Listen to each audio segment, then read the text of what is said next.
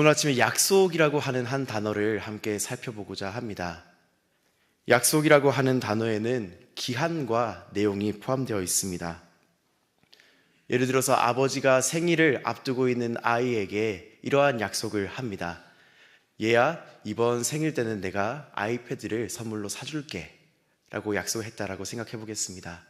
그렇다면 이 약속 안에는 이러한 기한과 내용이 담겨 있습니다. 기한은 생일날입니다. 그리고 약속의 내용은 아이패드를 사주겠다라고 하는 것입니다.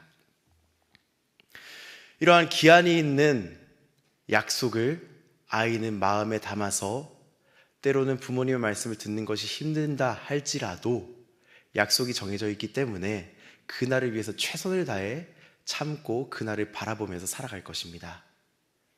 그런데 이와 반대로 약속은 내용은 있지만 기한이 없는 약속도 있다고 생각을 합니다.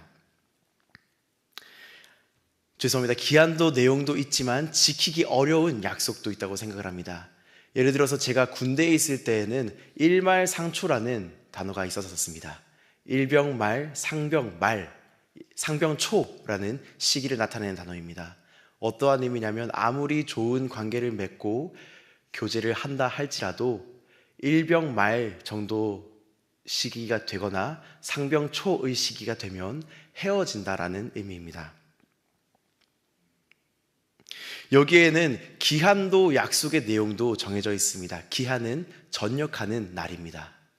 약속의 내용은 전역하는 날 내가 너에게 고무신을 신겨줄게 라고 하는 약속의 내용이 있습니다. 그런데 기한도 약속의 내용도 정해져 있지만 사람들이 일말상초라고 하는 단어를 많이 쓸 수 있을 정도로 많은 사람들이 그 시기가 되면 헤어지는 것을 볼 수 있었습니다. 이처럼 기한과 내용이 모두 있어도 지키기 어려운 것이 약속입니다. 그런데 더욱이 이 기한을 정해져 있는 기한을 알 수 없는 약속이 있다라면 약속의 내용이 아무리 좋다고 할지라도 그 약속을 믿고 기다리는 것은 참 많이 어렵다고 생각을 합니다. 언제 이루어질지 모르는 약속이라면 내용이 아무리 좋다고 한들 무슨 소용이 있겠습니까? 아버지가 아들에게 이러한 약속을 합니다. 아들아, 딸아, 내가 이번에 최신형 아이패드를 사줄게. 최고로 좋은 사양의 컴퓨터를 사줄게. 최고로 좋은 노트북을 사줄게. 그런데 언제 사주세요, 아빠? 언젠가는 이라고 약속을 해버린다면 그 아들에게 있어서 이 약속은 허무맹랑한 이야기가 될 것입니다. 약속이라고 하는 개념은 교회를 다니는 우리에게 익숙한 개념입니다. 왜냐하면 성경에 많이 등장하는 내용이기 때문입니다. 하나님께서는 우리에게 많은 약속을 주셨습니다. 그리고 그 많은 약속을 실제로 성취하셨습니다. 하지만 아직도 우리가 여전히 기다리고 있는 약속이 한 가지가 있습니다. 바로 주님께서 다시 오시겠다라고 하는 약속입니다. 초대교회 시대와 예수님께서 승천하신 이후의 시대를 살아가는 제자들은 예수님이 다시 오신다라고 하는 그 사실이 아주 임박하다라고 생각을 하며 살아갔습니다. 그래서 그들은 핍박으로 인해서 힘들고 어렵지만 예수님이 다시 오시는 그날을 소망하며 견뎌냈습니다. 그런데 우리는 지금 그때로부터 2000여 년이 지난 2025년을 살아가고 있습니다. 그 사이 많은 일들이 있었습니다. 많은 이단들이 일어나 스스로를 재림한 예수라고 이야기하는 경우도 있었습니다. 1900년대 말에는 2000년이 되면 세상의 끝이 올 것이다. 예수님께서 재림하실 것이다 라고 하는 이단들도 있었습니다. 이런 충격적인 사건들과 정확한 기한이 알려지지 않은 약속을 꿈꾸며 지내다 보니 시간이 지날수록 참 많이 지쳐감을 느낍니다. 그래서 세상과 적당히 타협을 하며 그리스도를 바라보며 그리스도께서 다시 오실 날을 꿈꾸며 살아갔던 야성이 있는 모습은 점점 퇴색해져 가는 모습을 볼 수 있습니다. 예수님께서 말씀하신 한 비유가 생각이 납니다. 바로 신랑을 기다리는 열 처녀의 비유입니다. 아무리 좋아하는 신랑이라고 할지라도 신랑이 오는 그 시간이, 신랑을 기다리는 시간이 길어지면 길어질수록 신부들이 점점 잠에 빠져간다라고 성경 말씀을 설명하고 있습니다. 신부들은 결국 다 졸며 자게 되었다라고 예수님께서 비유로 말씀하십니다. 이처럼 구체적인 기한을 알 수 없는 약속을 기다리며 살아가는 것은 쉽지만은 않은 일입니다. 하지만 우리가 믿는 삼위 하나님은 신실하시기에 분명히 약속을 이루어 가실 것입니다. 오늘 말씀을 통해서 믿으신, 신뢰할 수밖에 없는 신실하신 하나님을 함께 살펴보기를 소망합니다. 성전을 완공한 솔로몬은 온 이스라엘 백성들을 불러 모았습니다. 그리고 그는 백성들 앞에서 이렇게 외쳤습니다. 하나님께서 말씀하신 대로 이루셨다. 나의 아버지 다윗 왕에게 말씀하신 대로, 이스라엘 백성들에게 약속하신 대로 하나님께서 이루셨다.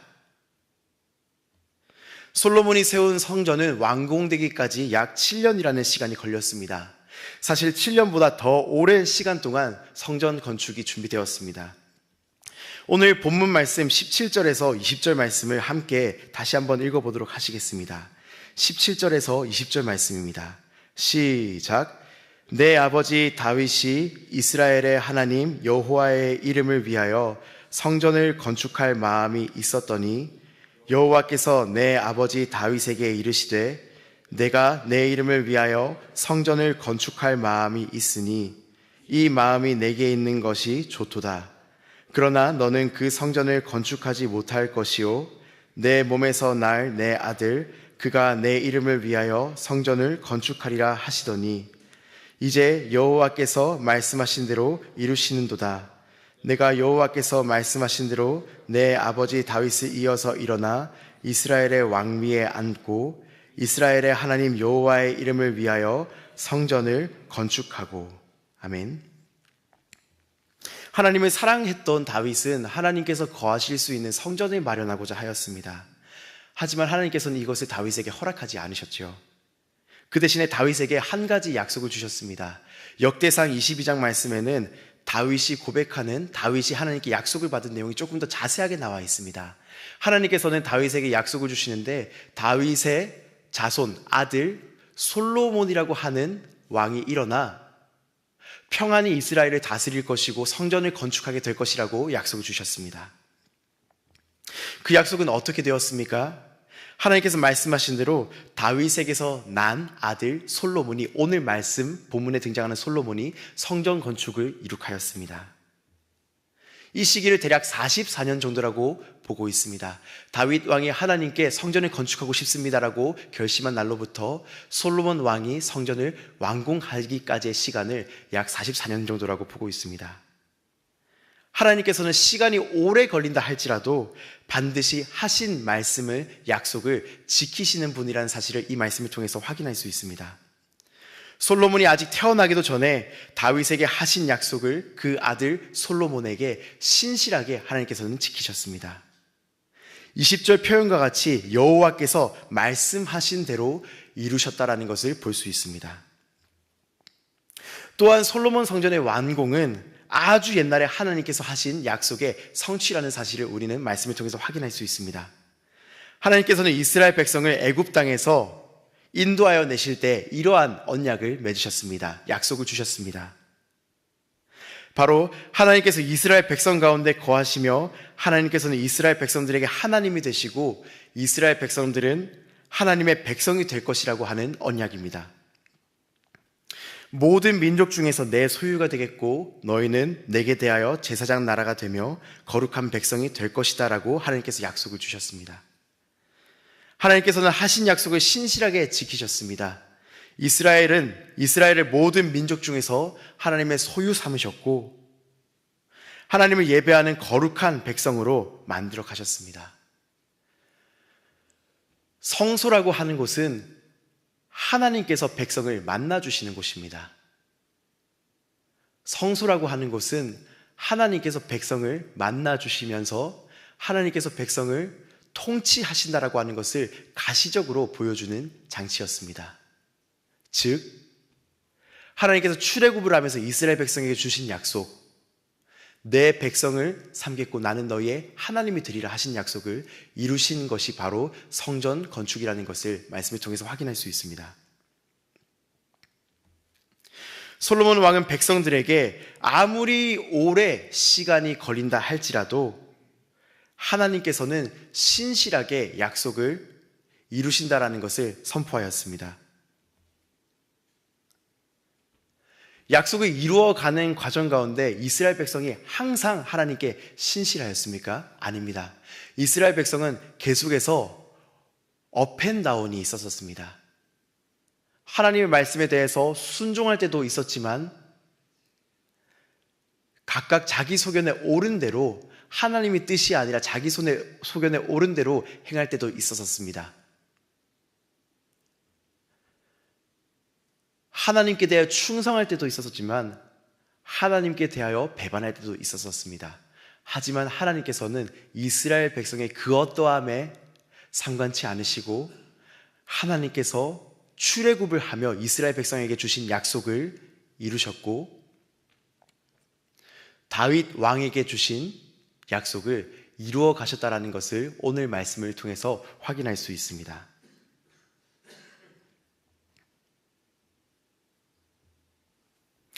솔로몬 왕이 믿는 하나님과 우리가 믿는 하나님은 동일하신 분이십니다.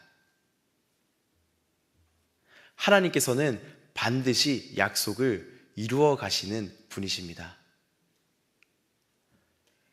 비록 그 정해진 기한이 우리가 알 수 없다 할지라도 하나님께서는 하신 말씀을 반드시 이루어 가시는 분이십니다. 서두에 우리에게 한 가지 남은 약속이 있다라고 말씀을 드렸습니다. 바로 주님께서 다시 오실 거라는 약속입니다. 정해진 때와 시기는 하나님 손에 달려있기에 우리는 알지 못합니다. 하지만 분명한 것은 주님께서는 그 약속을 지키실 것이라는 약속입니다. 오랜 시간 동안 기한이 정해지지 않은 것과 같이 보이는 이 약속을 붙들고 살다 보니 우리 마음속에서 이 약속의 빛이 점점 퇴색되어져 가는 것을 요즘 참 많이 느끼게 됩니다. 10여 년 전, 20여 년 전만 생각하더라도 주님을 위해서 목숨을 바쳤던 성도님들이 참 많이 계셨습니다. 하나님께 인생을 드리겠습니다라고 말하는, 고백하는 성도님들이 참 많았습니다. 뿐만 아니라 그것을 삶으로 지켜 살아가는 성도님들이 참 많았던 모습을 기억하고 있습니다. 그런데 시간이 점점 지나면 지날수록 우리 마음속에 그 하나님께서 주신 약속의 빛이 마치 흐리워져 가는 것 같은 시간을 지내면 지낼수록 우리의 모습들이 참 많이 바뀌어가고 있다는 생각을 많이 합니다. 그리스도인이 가져야만 하는 야성은 점점 더 사라지고 있고 많은 부분에 있어서 우리가 변질되고 있다는 것을 발견할 수 있습니다. 왜 그렇습니까? 우리가 처음 붙들었던 약속의 성취가 더디어져 가는 것과 같이 보이기 때문입니다. 진짜로 우리가 믿는 예수님께서 다시 오시는 것일까? 주님께서 다시 오시겠다라고 약속을 하셨지만 벌써 2000년이 지났는데 과연 진짜로 이루어질까? 하지만 이 말씀을 통해서 다시 한 번 더 약속을 이루실 하나님을 붙들었으면 좋겠습니다. 하나님께서는 말씀하신 대로, 주님께서는 약속하신 대로 이 땅 가운데 다시 오실 것입니다. 주님께서 다시 오신다라고 하는 것이 우리에게 어떠한 이익이 되겠습니까? 우리에게 끝이 있다라는 의미입니다. 끝이 있다라고 하는 것은 어떠한 이익이 되겠습니까? 주님께서 그날 모든 것을 신원해 주실 것이라는 사실이 우리에게 약속이 됩니다.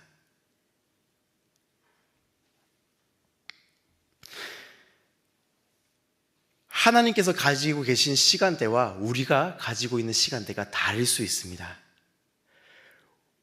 우리가 기대한 때보다 하나님께서 약속을 이루시는 때가 늦을 수 있습니다. 하지만 하나님께서는 분명히 약속을 지키실 것입니다. 신랑이 예상한 것보다 늦게 오시기 때문에 신부들은 다 졸며 잘 수 있습니다. 하지만 진짜 신랑을 사랑하는 신부들이라면, 신랑의 말을 신실하게 믿는 신부들이라면 다시 오실 것이라고 하는 사실을 명심함으로 기름을 준비해야만 합니다. 하나님께서 우리에게 주신 일상을 최선을 다해야 하지만 우리의 시선을 이 땅에 두는 것이 아니라 하늘나라에 두고 살아가야만 합니다. 더 좋은 집에 살고 더 좋은 차를 타기 위해서 일상생활에 최선을 다하는 것이 아니라 먹든지 마시든지 무엇을 하든지 다 하나님의 영광을 위하여 하라라는 말씀과 같이 하나님의 영광을 위하여 신랑을 기다리는 신부의 모습으로 살아가야만 합니다. 신랑이 곧 오신다라고 하는 약속을 신뢰함으로 오늘 하루를 최선을 다해서 살아가시는 성도님들이 되시기를 바랍니다. 함께 주기도문을 하시겠습니다. 하늘에 계신 우리 아버지, 아버지의 이름을 거룩하게 하시며 아버지의 나라가 오게 하시며 아버지의 뜻이 하늘에서와 같이 땅에서도 이루어지게 하소서. 오늘 우리에게 일용할 양식을 주시고 우리가 우리에게 잘못한 사람을 용서하여 준 것 같이 우리 죄를 용서하여 주시고 우리를 시험에 빠지지 않게 하시고 악에서 구하소서. 나라와 권능과 영광이 영원히 아버지의 것입니다. 아멘.